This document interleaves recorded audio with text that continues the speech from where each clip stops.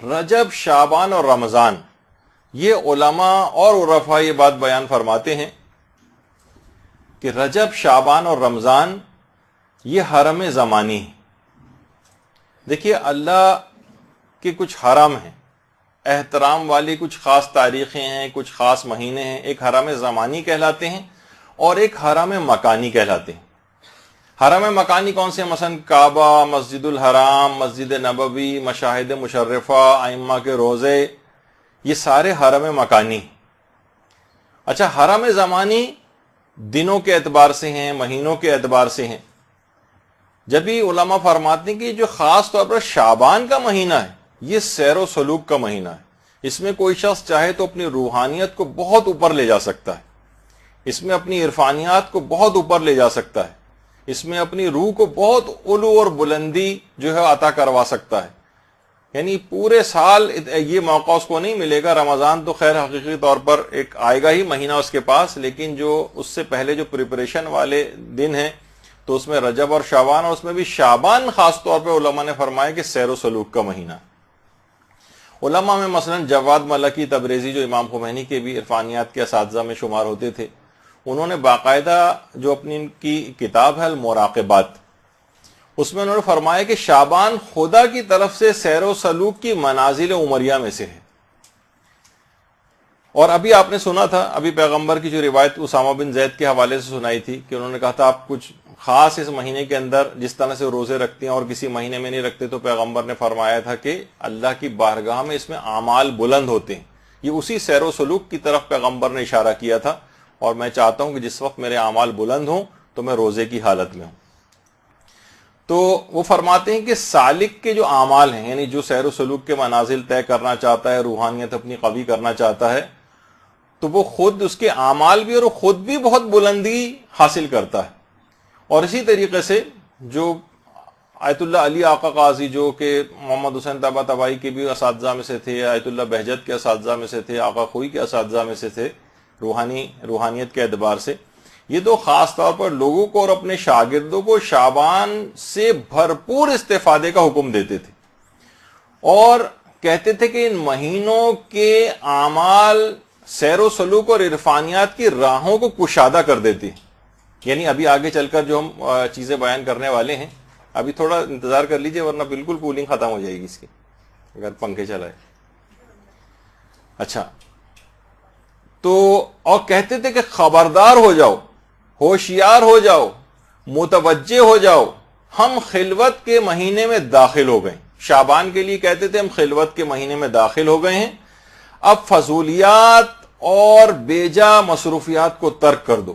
یعنی واقعتاً شعبان ایسا مہینہ ہے کہ یہ فضول قسم کے تعلقات، فضول قسم کی باتوں کے لیے مہینہ نہیں۔ وہ فرماتے تھے متوجہ ہو جاؤ، ہم خلوت کے مہینے میں داخل ہو گئے ہیں، اب بیجا مصروفیات کو ترک کر دو اور خلوت میں اللہ سے لو لگانے کے لیے تیار ہو جاؤ۔ فرماتے تھے کہ جو بھی اس خلوت قدے میں داخل ہو اس کے لیے ضروری ہے کہ وہ محرمات الہی سے اجتناب کرے۔ ایسے ہی جیسے آپ خانہ کعبہ میں آپ داخل ہو رہی ہیں، آپ مسجد نبوی میں داخل ہو رہی ہیں، وہاں جا کر کوئی حرام کام کرنے لگے، انہوں نے کہا یہ حرم زمانی ہے۔ وہ ٹھیک ہے، وہ حرم مکانی تھا، یہ حرم زمانی ہے، یہاں پر محرمات سے اجتناب کرنا لازم ہے، یہ احترام والے انتہائی مہینے میں آپ داخل ہو گئیں۔ اور فرماتے تھے اس مہینے میں، اس حرم میں جو کچھ اللہ کے سوا ہے وہ سب کا سب جرم ہے۔ اس حرم میں اللہ کے سوا اگر کوئی چیز آپ نے اعمال انجام دیے، کوئی فضولیات کے اندر لگایا اپنے آپ کو، تو یہ سب کا سب جرم شمار ہوگا۔ یہ بہت اہم ترین مہینے۔ اور اس کے بعد پھر آیت اللہ علی آقا قاضی نے کچھ خاص قسم کے دستور العمل تقریباً 10-11 انہوں نے دیے ہیں، باقی دیگر علماء کے اگر ملائے جائیں تو تقریباً 18 دستور العمل بنتے ہیں۔ یہ رجب میں کرنے کے بھی ہیں، شعبان میں کرنے کے بھی ہیں، رمضان میں کرنے کے بھی ہیں، لیکن علل خصوص شعبان کے لیے۔ رمضان میں تو جاری رکھیں، اس میں اور اعمال بھی بہت سارے ہوتے ہیں، لیکن یہ خاص طور پر شعبان کے حوالے سے، لیکن تینوں مہینوں میں اس کو انجام دینے چاہیے۔ فرماتے تھے سب سے پہلا عمل تو یہ ہے کہ روزانہ 51 رکعت لازمی پڑھے۔ 51 رکعت کے معنی کہ واجب نمازیں اور اس کے جتنے بھی نوافل ہیں ملا کر جو 51 رکعت بنتی۔ وہ کہتے تھے واجبات اور نوافل کی پابندی لازمی کرو اس مہینے میں، اچھا اگر نوافل سارے انجام نہیں دے سکتے، پہلی تو کوشش کرنی ہے کہ لازمی طور پر اس کو کرو، اور کہتے تھے کہ اگر نوافل کو سارے نوافل انجام نہ دے سکو تو حتماً نوافل ظہر کو ضرور انجام دو۔ نوافل ظہر 8 رکعت، جس کو صلاۃ اوابین بھی کہا جاتا ہے، صلاۃ اوابین۔ اصل میں یہ جو صلاۃ اوابین ہے اہل سنت کے ہاں بھی معروف ہے، لیکن یہ جو ہمارے ہاں جو ہے یہ نافلہ ظہر کو ہی صلاۃ اوابین کہا جاتا ہے۔ اور روایات میں بھی ملتا ہے کہ پیغمبر اسلام زوال آفتاب کے بعد نماز ظہر پڑھنے سے پہلے 8 رکعت نماز پڑھا کرتے تھے۔ یہ وہی نافلہ ظہر، دن کی نمازوں کے جتنے بھی نافلہ ہیں وہ واجب نماز کا وقت شروع ہونے کے بعد واجب نماز سے پہلے پڑھی جاتی۔ تو نافلہ ظہر کا وقت یعنی جس وقت ظہر کا وقت آتا تھا تو پیغمبر زوال آفتاب کے بعد 8 رکعت نماز پڑھا کرتے تھے نماز ظہر سے پہلے، جس کو نافلہ ظہر کہا جاتا ہے اور صلاۃ اوابین بھی کہا جاتا ہے۔ اچھا صلاۃ اوابین ایک بیچ میں بات اور بتا دوں کہ مغرب اور عشاء کے درمیان ایک نماز جسے نماز حضرت فاطمہ الزہرا کہا جاتا ہے، اللہم صلی علی محمد و علی محمد،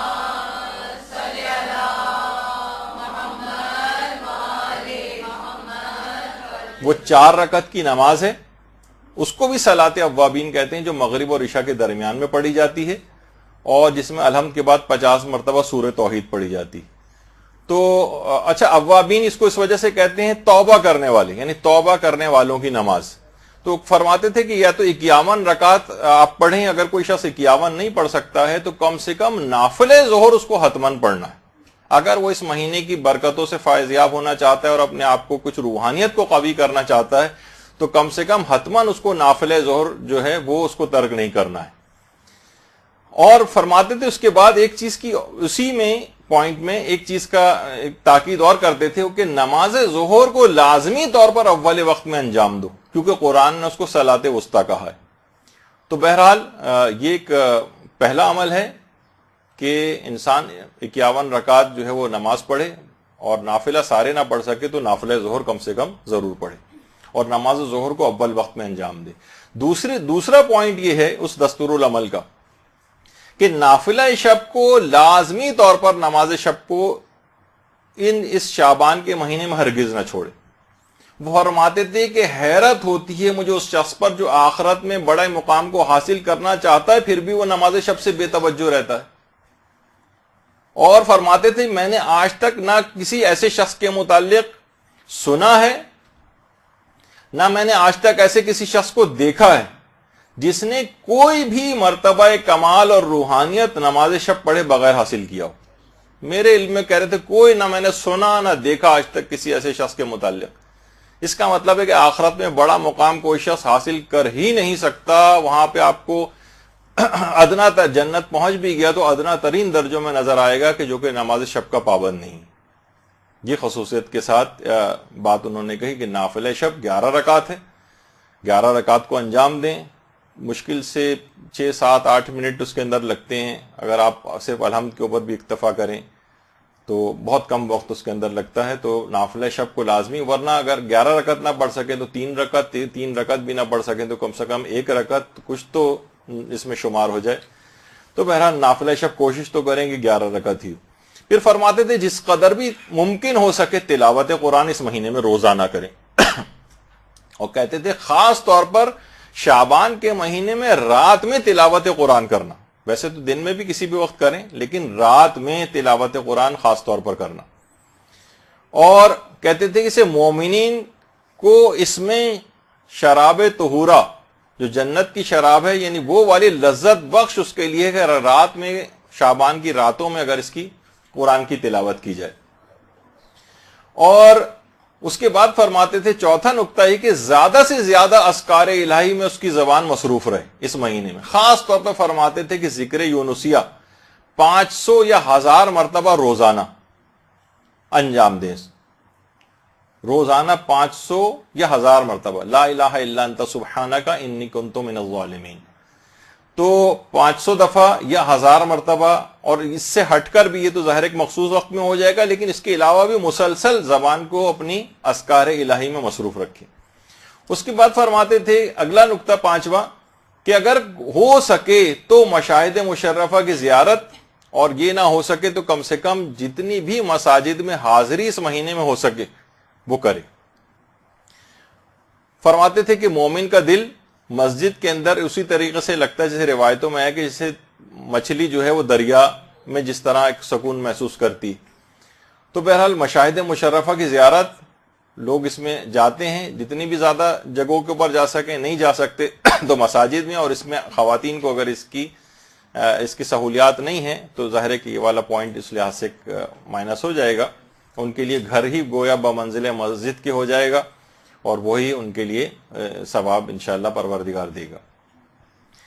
پھر فرماتے تھے کہ خاص طور پر، ویسے تو عام زندگی میں بھی بہت تاکید ہے، لیکن تسبیح حضرت فاطمہ الزہرا سلام اللہ علیہ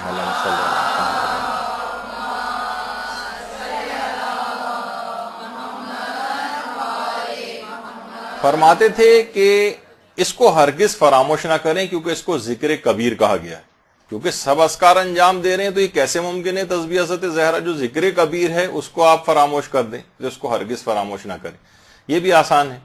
پھر فرماتے تھے کہ وظائف مہم، یعنی بہت اہم وظیفوں میں سے ہے کہ سالک، یعنی جو بھی روحانیت اپنی قوی کرنا چاہتا ہے اور سیر و سلوک کے منازل طے کرنا چاہتا ہے، اس کے اہم ترین وظائف میں سے یہ بات لازم ہے کہ وہ روزانہ دعائے فرج امام زمانہ علیہ السلام جو ہے وہ پڑھے۔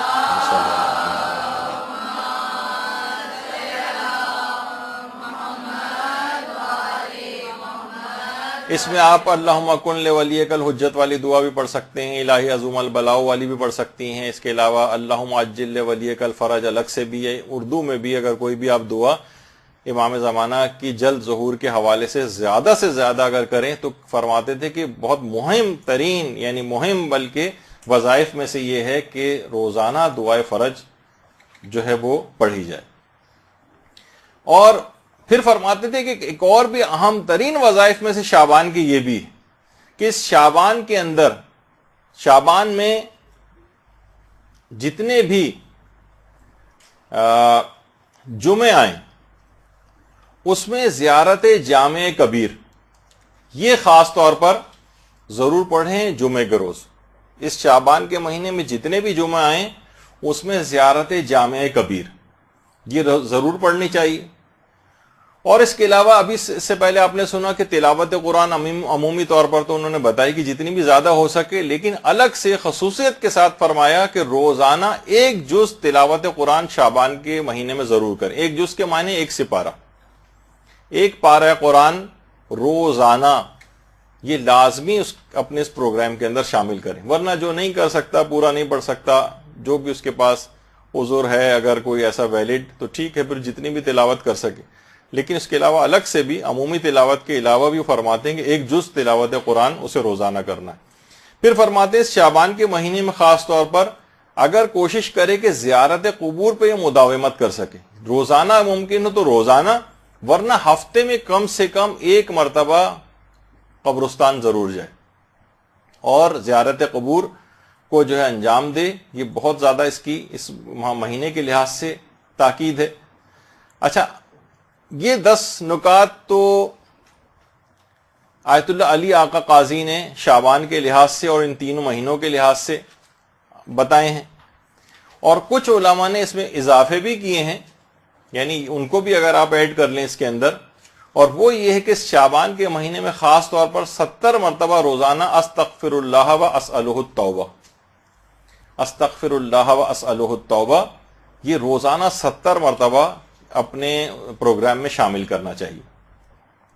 اور اسی طریقے سے روزانہ 70 مرتبہ استغفر اللہ الذی لا الہ الا هو الرحمن الرحیم الحی القیوم واتوب الیہ، اس کو کہا کہ اس کو بھی روزانہ 70 مرتبہ اپنے پروگرام کے اندر شامل کرنا چاہیے۔ یہ بھی آسان ہے، کوئی اتنا مشکل نہیں ہے۔ پھر فرماتے ہیں کہ اس مہینے میں زیادہ سے زیادہ صدقہ دیں، زیادہ سے زیادہ، کیونکہ جب ہمارے چھٹے امام سے بھی جو سوال پوچھا گیا تھا، اللہم صلی علی محمد و علی محمد،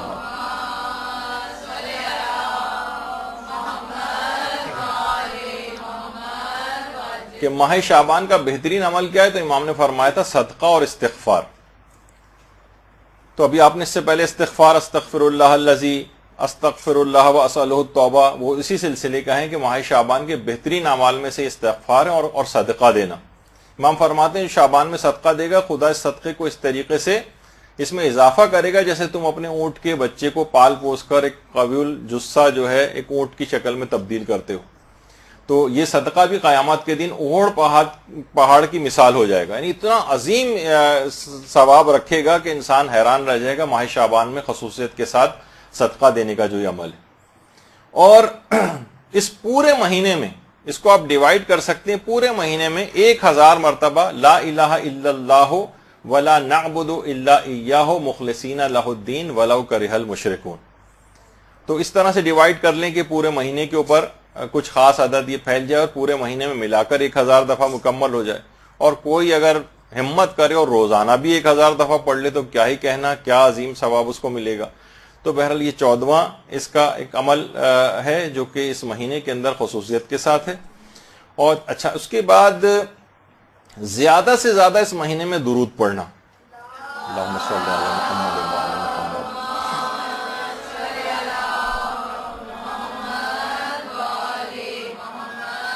بلکہ یہاں تک ملتا ہے کہ عام مہینوں میں جو درود پڑھا جاتا ہے اس کی نسبت شعبان میں درود پڑھنے کا ثواب 10 گنا زیادہ ہے.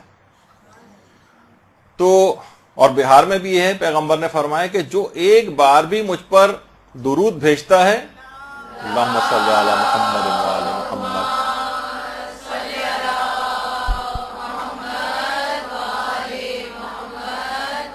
تو فقط ایک بار درود بھیجنے کی وجہ سے پروردگار عالم اس کو عافیت عطا کرے گا اور اس کی تمام پریشانیوں کو دور کر دے گا, فقط ایک بار بھی. اللہم صلی علی محمد.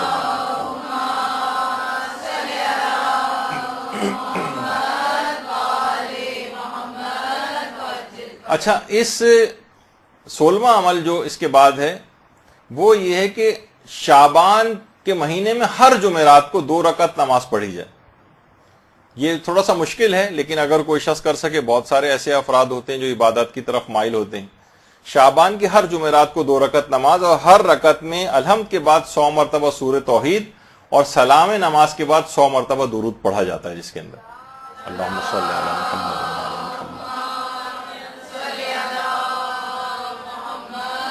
وعلی محمد. تو یہ بہت خاص اس کا ایک عمل ہے.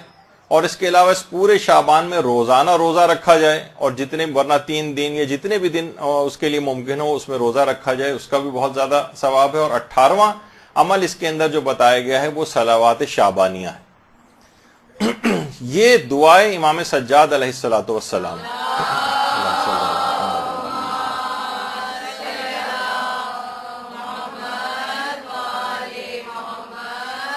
یہ شعبان کے مہینے میں ہر ظہر شرعی کے قریب پڑھی جاتی ہے, اور شب 15 شعبان بھی پڑھی جائے گی, شب نیمہ شعبان.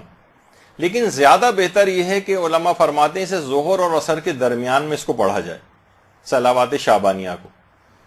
اور شیخ طوسی نے باقاعدہ اپنی جو کتاب ہے مصباح المتہجد, اس کے اندر صلوات شعبانیہ کے متعلق یہ بات لکھی ہے کہ چوتھے امام ہمارے پورے شعبان میں کوئی دن ایسا نہیں ہوتا تھا جس میں صلوات شعبانیہ نہ پڑھتے ہوں.